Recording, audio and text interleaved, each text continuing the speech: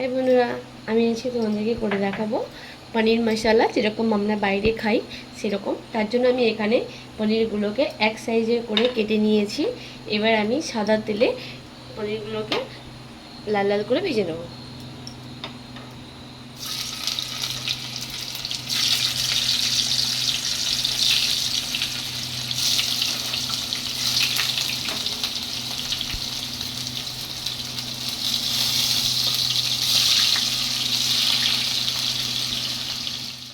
মশলা করে দেখাচ্ছি।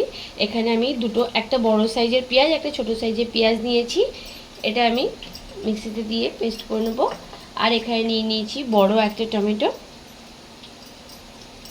আর এখানে নিয়েছি 7-8খানার মতো কাজু। এটাকে আমি মিক্স করে নেব। ভাজা হয়ে গেছে, পনিরগুলোকে এবার আমি তুলে নেব। দেখো, চারটে সাইডই কিন্তু ভালো করে আমি ভেজে নিয়েছি। আর এটা জলে ভেজাতে হবে না, এটা এখনই এত সফট আছে।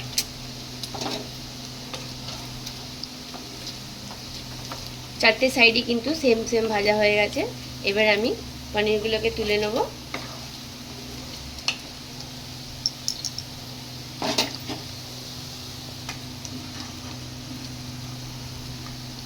পনিরটা দিয়ে কি সুন্দর তেল বেরোচ্ছে, আর সেন্টটা তো খুব সুন্দর বেরোচ্ছে।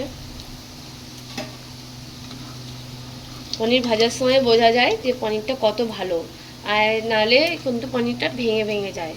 কিন্তু দেখো, আমার একটা পনিরও ভাঙেনি, আর পনিরটা খুব সুন্দর সেন্ট। এখানে গরম মশলা, দারচিনি দিয়ে দিচ্ছি, এলাচ আর লবঙ্গ। এলাচটা সবসময় ফাটিয়ে দিতে হবে, না হলে কিন্তু ধুমধাম করে ফাটবে আর সারা গা একদম যাবে।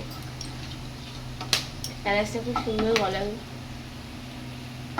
মুখটা ফাটিয়ে দিলে আমি দিয়ে দেবো 1 চামচ রসুন বাটা, 1 চামচ আদা বাটা। এখানে আমি 5-6টা কাঁচা লঙ্কা নিয়ে চিড়ে নিয়েছি।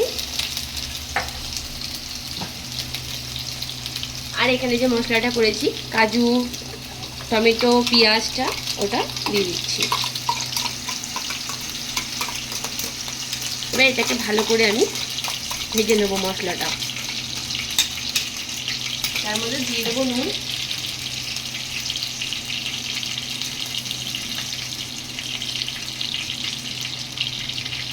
এবার আমি ভালো করে মশলাটাকে ভেজে নেব।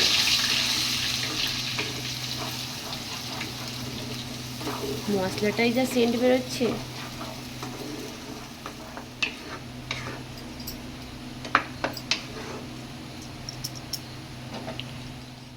গুঁড়ো,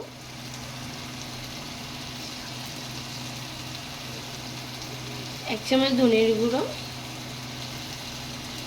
আর 1 চামচ জিরের গুঁড়ো, সামান্য হলুদ। হলুদটা বেশি দেব না।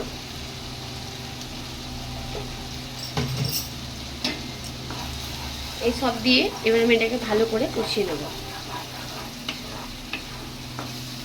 যতক্ষণ এর কালারটা চেঞ্জ না হচ্ছে ততক্ষণ আমি এটাকে কষাবো।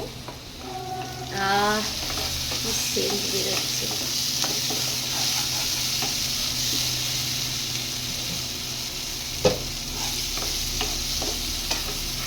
পুরো দেখো, কালারটা চেঞ্জ হয়ে গেছে, আর পেঁয়াজগুলো কিন্তু সব ভাজা হয়ে গেছে, টমেটোটাও হয়ে গেছে, তেল ছেড়ে দিয়েছে। তেলটা ছাড়লেই বোঝা যাচ্ছে যে মশলা কষানো হয়ে গেছে। তেল ছেড়ে দিয়েছে। এরপরে আমি দিয়ে দেবো পনিরগুলো, যে ভেজে রেখেছিলাম পনিরগুলো।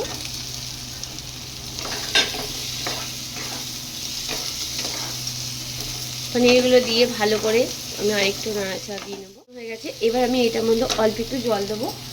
যেটা আমি মশলা করেছিলাম ওর মধ্যেই জলটা দিয়ে দেবো। আর একটু জল লাগবে, যেহেতু পনিরটা এখনও ফুলবে। আর এর মধ্যে আমি দিয়ে দেবো আর একটু জল দিয়ে একটুখানি এর ওপর থেকে দিয়ে দেবো দুধ।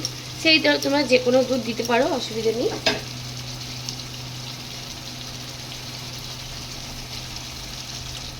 কেন এটা একটু ফুটবে বলে একটু জল দিয়ে দিলাম। এখানে আমি অল্প একটু দুধ দিয়ে দেবো।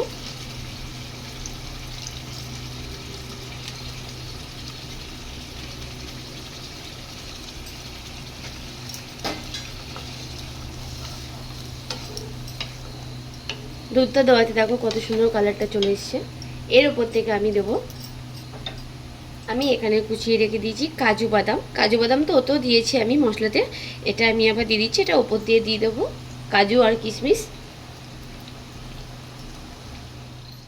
এবার তুমি এটা রাইসের সাথে, পোলাওর সাথে, রুটির সাথে, সব কিছুর সাথে এটা খেতে পারবে। এবার এটা আমি একটু আঁচটা কম করে দেবো, দিয়ে আমি এটা একটু ঢেকে দেবো 2 মিনিট। দেখো হয়ে গেছে আমার পনির মশালা।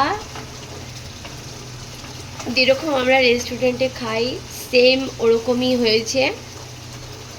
আমি কাশ্মীরি লঙ্কার গুঁড়ো দিইনি, যে ঝাল লঙ্কার গুঁড়োটাই আমি দিয়েছি। তোমরা এরকম করে বাড়িতে ট্রাই করবে, খুব সুন্দর। এটার সাথে তোমরা ভাতের সাথেও খেতে পারো, রুটির সাথেও খেতে পারো, লুচি পরোটা, এটা সব কিছুর সাথেই কিন্তু খাওয়া যাবে। আর তোমরা দেখেছো আমি কিন্তু খুব বেশি তেল মশলাও দিইনি, এটা কিন্তু জাস্ট পেঁয়াজটা বাটা বলে গ্রেভিটা এরকম করে আরও গাঢ় হয়ে গেছে। আর এটা একটু গাঢ় করতেই হবে, যার নাম হচ্ছে গিয়ে পনির মশালা। তোমরা বাড়িতে করবে, তোমরা এটা বাড়িতে যদি করো তোমরা আর বাইরে রেস্টুরেন্টে খেতে যাবে না, এটা এতই টেস্ট হয়েছে। কালারটাও নিশ্চয়ই দেখতে পাচ্ছ, কালারটা কত সুন্দর এসছে। আর পনিরগুলো তো এতই সুন্দর, এই দেখো পনিরগুলো খুবই সুন্দর, তার জন্য কিন্তু আমার একটা পনিরও কিন্তু ভাঙেনি। তোমরা বাড়িতে করবে, করে আমাকে কমেন্ট করবে কেমন হলো।